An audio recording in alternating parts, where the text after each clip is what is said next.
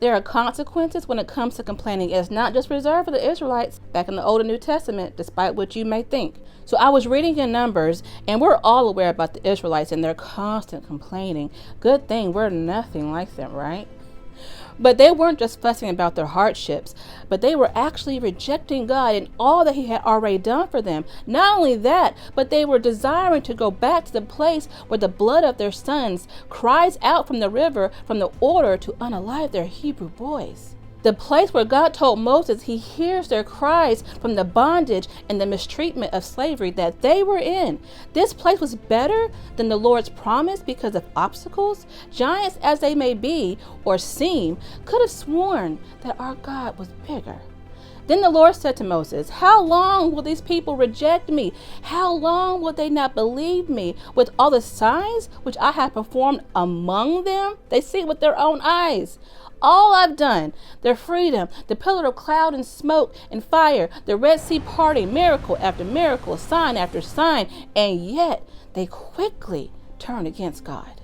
And Moses interceded for them because God was about to strike them down. God, with his mercy, pardoned them. However, there were still major consequences for their rejection.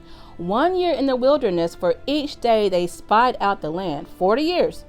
And the men who brought the bad report and made the congregation complain against God died by a plague. That was 10 men. Of that generation, only and Joshua got to see the promised land.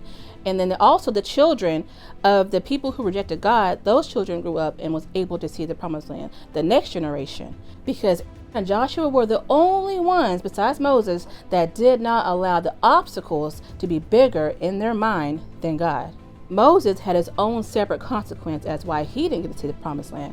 But tens of thousands of people died in the wilderness after wandering it for years because they allowed the bad report of 10 men and the wave of complaining flow and increase throughout the entire congregation, override God's will for them.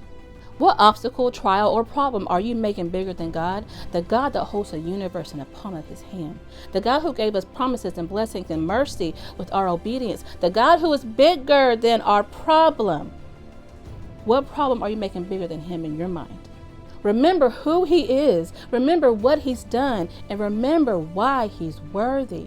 So are you going to praise him in the midst of the storm or not?